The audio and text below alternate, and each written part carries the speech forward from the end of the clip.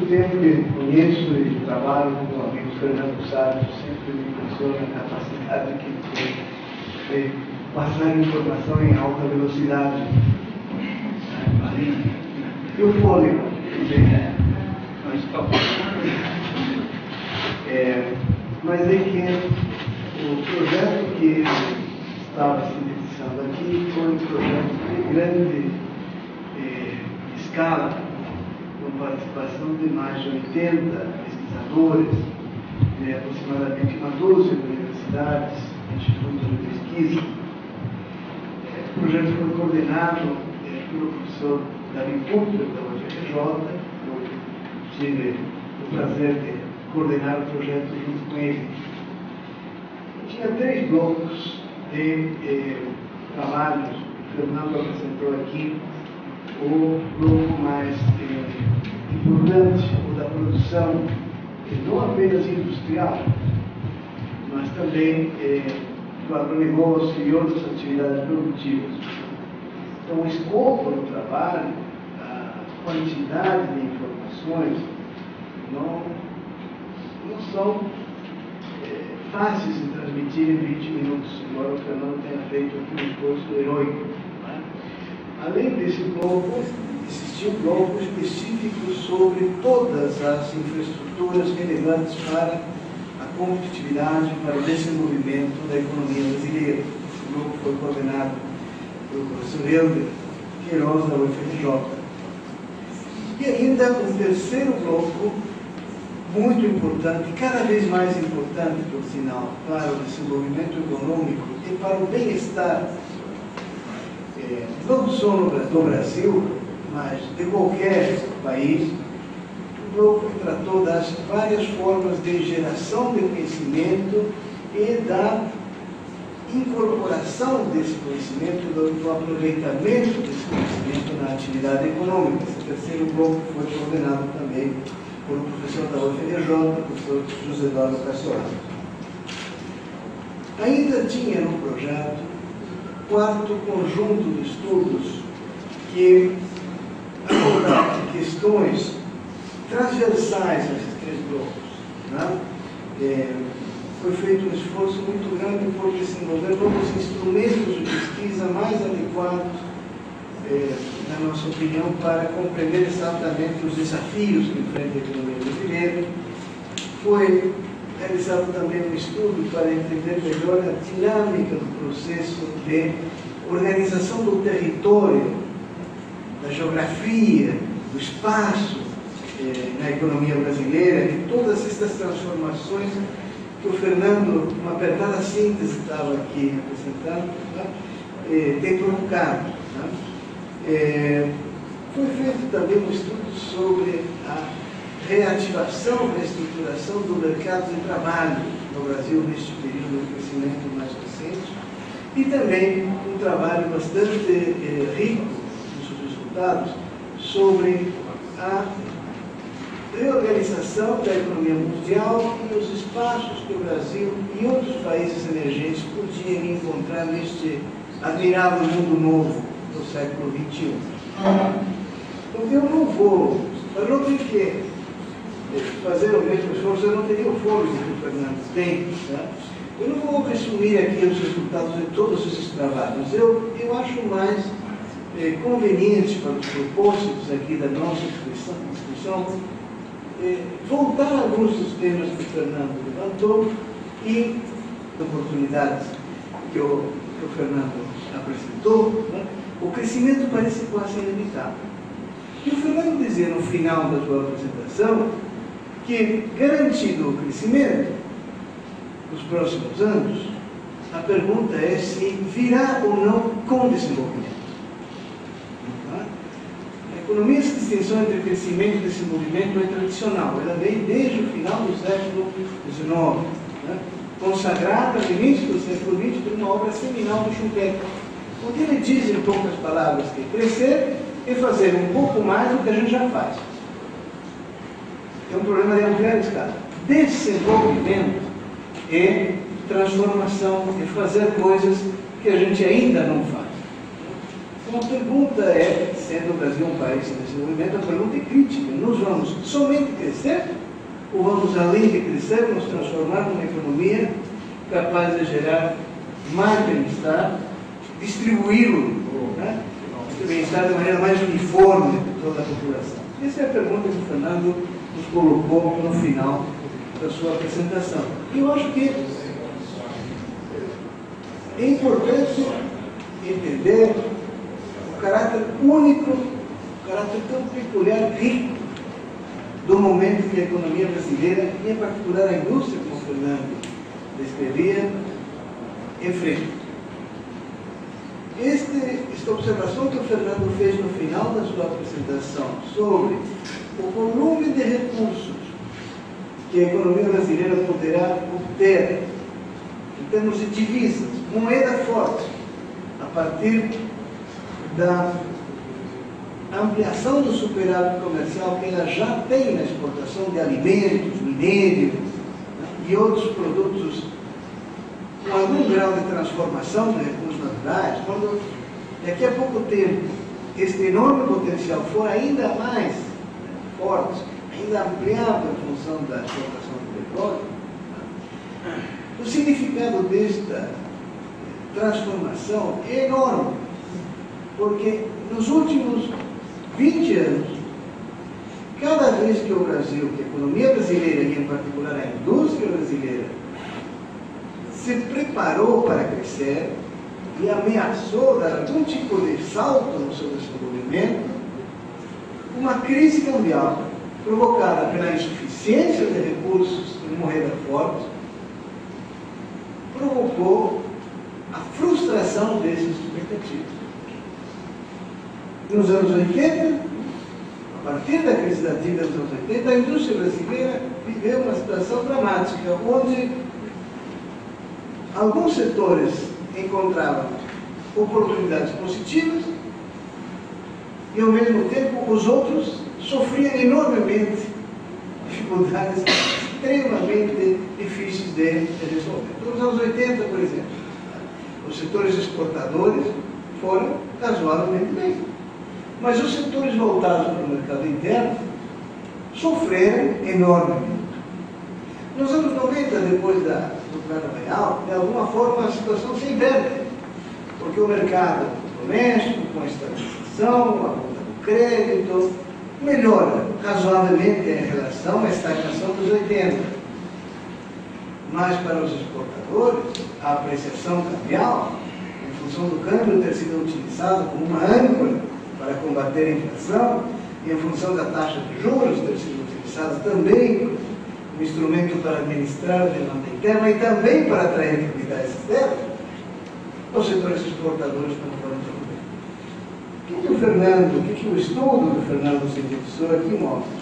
Que nós enfrentamos hoje condições únicas nesse sentido. Nós enfrentamos condições nas quais os setores exportadores poderão crescer e os setores voltados para o mercado interno também.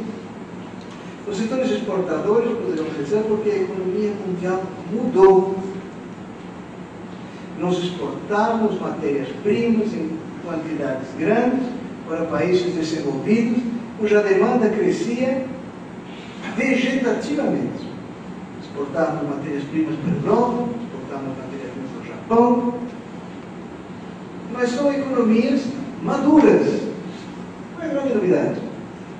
Tem uma economia chamada China que pela primeira vez consegue desenvolver um processo muito abrangente de industrialização e urbanização. E, portanto, não apenas demanda matérias-primas numa grande quantidade, mas numa quantidade que cresce violentamente. Milhões, centenas de chineses mudam do campo para a cidade. A infraestrutura demanda de ferro, de aço, cimento, cresce aceleradamente.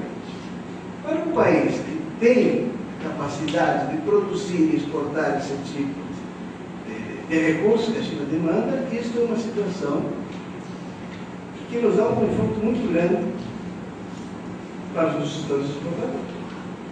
Mas o mercado interno também fez isso. Também, embora nós tenhamos já uma população visivelmente concentrada na vida urbana, embora nós tenhamos avançado muito no processo de industrialização já, os chineses estão fazendo hoje, nós já fizemos 40 anos atrás, 30 anos atrás, nós temos um potencial enorme no mercado interno. Os níveis de consumo de uma parte significativa da população brasileira estão muito aquém das suas expectativas, dos seus desejos. E, portanto, gerando emprego e renda, este mercado interno cresce e o produto se realimenta. Então, isso é uma circunstância única. Não temos mais aquela gangorra, os exportadores vão bem, os produtores do mercado doméstico vão mal. Todos podem ir bem. E a pergunta é, Fernando disse no final, e se esta dinâmica de expansão dos setores exportadores e dos setores voltados para o mercado interno, essas duas dinâmicas, cada um deles crescendo por motivos próprios, essas duas dinâmicas são independentes, podem andar por vias paralelas ou são interdependentes? Supondo que sejam interdependentes, que não podem andar cada uma por seu lado, tem que se olhar periodicamente para combinar o jogo, a pergunta é, são interdependentes, complementares, se reforçam mutuamente, ou são interdependentes e conflitantes, ou seja, se atrapalham? Sabe que economista, quando enfrenta uma pergunta complicada e difícil, imediatamente oferece uma resposta ambígua. O que explica que, havendo mais de um economista, haverá mais de duas opiniões. Né? Talvez 4. Tá? Mas veja, eu vou responder então como economista, as duas coisas. É uma dinâmica que nosso estudo mostra, o que o Fernando tentava dizer aqui para a indústria, e que vale também para conhecimento e infraestrutura, é que as duas dinâmicas são interdependentes e em alguns aspectos são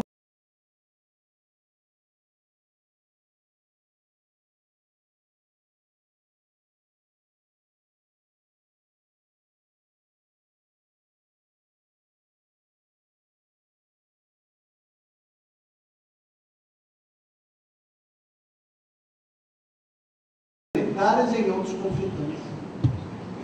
Se o Fernando falava de indústria, dá um exemplo de infraestrutura. Né? E claro que a expansão da infraestrutura é muito boa é indispensável, diria, para os setores exportadores. Temos um déficit de portos, de aeroportos, de estradas, de ferrovias. Nossa competitividade exportadora melhorará significativamente se a gente resolver diminuir o gargalo da infraestrutura, né? Mas também será muito positivo para as condições de vida da população e para a expansão do mercado interno. A melhora do transporte, não apenas os portos para exportação, mas o transporte urbano. Porto, mas também o troco. Porto, trem, mas também trem metropolitano. Então, isso é um exemplo de como que a expansão da infraestrutura favorece os dois setores, de maneiras diferentes, mas tanto quem exporta como quem atua no mercado interno. Isso é um conhecimento. E óbvio que, se nós aproveitarmos melhor, se desenvolvermos melhor nossa capacidade de gerar conhecimento e de incorporá-lo através da educação, através das empresas de base tecnológica, através do empreendedorismo, se incorporarmos mais o conhecimento na economia, isso será muito bom para a nossa competitividade. Exportaremos mais, exportaremos com mais valor agregado. Mas será muito positivo também para a expansão do mercado interno.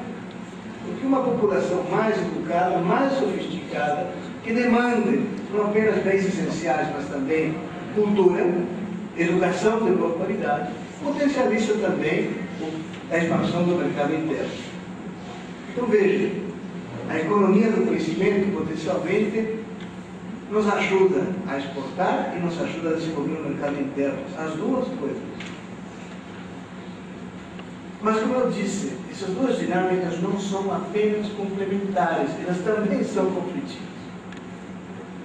O que o Fernando disse, quando se referiu à questão do câmbio. Então, é ótimo que a nossa capacidade de exportar gere superávites grandes e, se possível, crescentes. Isto fará a economia se afastar mais da restrição externa, da restrição de divisas, que historicamente nos atrapalhou, e gerará também investimento, mas contribuirá eventualmente para a aquisição cambial. Se contribuir para a aquisição cambial, então prejudicará o mercado interno. Atrairá investimentos para a expansão e ampliação da capacidade exportadora, mas poderá afastar investimentos para a produção local, que terá seu mercado interno deslocado para produtores em algum lugar do mundo. Veja, não há só complementação, há também conflitos potenciais. Como aproveitar as oportunidades? Como minimizar os riscos? Essa é uma pergunta relevante. Se tivéssemos só oportunidades, pé no acelerador e vamos embora. Mas como há também ameaças, como há também conflitos, é inevitável um alto grau de coordenação, que foi o termo que o Dr. Arcuri utilizou na abertura. Um alto grau de coordenação significa concretamente retomar uma atividade intrínseca ao processo de expansão e desenvolvimento da economia brasileira, que é o planejamento, tanto no setor público como no setor privado. Planejamento é uma palavra-chave. Planejar é a expansão. Depois de 20 anos, 25 anos, hoje nós estamos falando do quarto século. Não é um dia ruim, não é uma semana perdida, é um quarto de século com baixíssimo crescimento e muito pouco desenvolvimento. É isso que nós estamos tentando deixar para trás. Então, que seja uma mudança de percepção da realidade e de hábitos, tanto no setor público como no setor privado. Planejamento é pensar no longo prazo, pensar a expansão e a transformação, fazer coisas novas. E a outra palavra-chave é cooperação.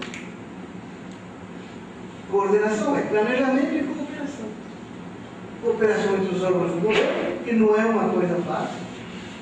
A gestão da BDI é tentar fazer isso boa parte do tempo, né? Mas também cooperação entre o setor privado, que também não é fácil. Como compatibilizar concorrência, disputa, com cooperação?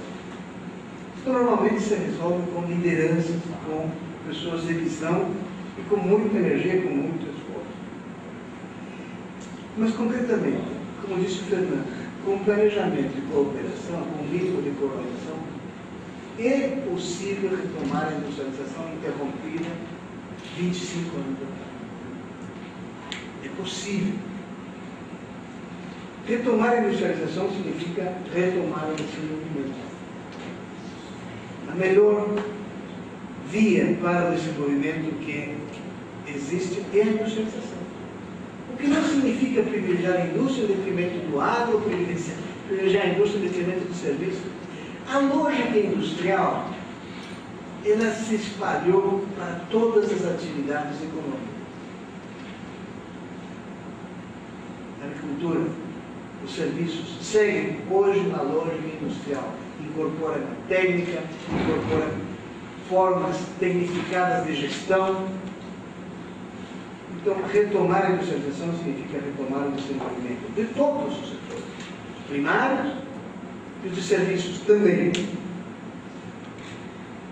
Mas planejamento e cooperação devem se traduzir, e nós fazemos esse estudo como um exercício de formulação de políticas, em políticas no que diz respeito ao setor público, criativas. Porque os desafios que enfrentamos hoje não são os desafios dos anos 50, nem os desafios da luta contra a inflação, nem os desafios da estabilização dos anos 90. Os desafios são outros. Então, em termos de regime macroeconômico, nós temos um desafio enorme. enorme. Como trazer a taxa de juros para níveis compatíveis com o crescimento desse movimento. Nós passamos as últimas 2 semanas discutindo se o Copom devia aumentar ou não a taxa de juros, e mais ou menos todo mundo entende que é. Parecia inevitável. Mas esta não é a discussão. A discussão é por que aumenta partindo de 8, alguma coisa. Porque se aumentasse partindo de 4, era outra história. Por que a taxa de juros real deve ser tão gritantemente positiva no Brasil e não é no resto do planeta? No dia que a gente conseguir trazer a taxa de juros para um nível civilizado, podemos discutir quanto que o Copom deve aumentar face a uma ameaça real ou imaginária de inflação. Nós queremos ter câmbio flutuante. Mas uma coisa é flutuante, outra coisa é histérico. Aprecia 25, deprecia 40. Isso não é flutuante. Não existe nos manuais de economia que eu li. Então, flutuar, tudo bem. Mas temos que ter um regime capaz de controlar. Porque que competitividade pode ter o produtor industrial, qualquer produtor de qualquer coisa, com câmbio histérico? Como é possível pensar, fazer planejamento, coordenar, cooperar, se as condições de competitividade se alteram? Nessa medida, com essa velocidade, não é possível. Agora, não é apenas o regime cambial. Tem uma agenda, surge do trabalho, uma lista de desafios muito importantes, alguns dos quais o Fernando já mencionou, não vou voltar sobre eles, mas nós precisamos do desenvolvimento industrial, nós precisamos do desenvolvimento financeiro também. Nosso sistema financeiro, o sistema de crédito, o sistema do mercado de capitais, avançaram muito, mas estão muito longe do que a gente precisa. Não é possível que todo o esforço de financiamento do investimento, financiamento de longo prazo, deva ser assumido por bancos públicos. Nós podemos ir até um certo limite, mas nós podemos continuar capitalizando com recursos públicos o BNDES até quando? Mais 100 mil, 200 mil, 500 mil, um tri?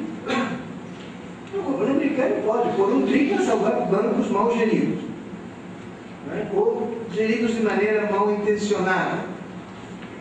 Mas o governo brasileiro tem outros desafios. Como fazer que a iniciativa privada nos ajude a desenvolver um mercado de capitais, um sistema de financiamento de longo prazo, como o que nós precisaremos nos próximos anos? Esse é um desafio muito grande. Como recuperar a capacidade de investimento do Estado? Quem fará a infraestrutura? Há espaço para o setor privado na infraestrutura.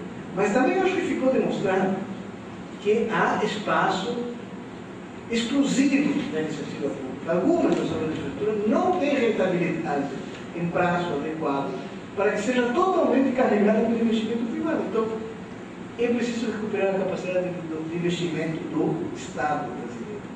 Em todos os níveis, federal, estadual e municipal. Agora, isso exige mudar o perfil da dívida pública. Ela não pode ser uma dívida de curto prazo. Não é, nem na Grécia deve ser. Em crise. Seguramente eles não têm uma dívida que rola com a taxa de overnight a cada poucos meses. É preciso criar fundos. E é preciso repensar o perfil da dívida.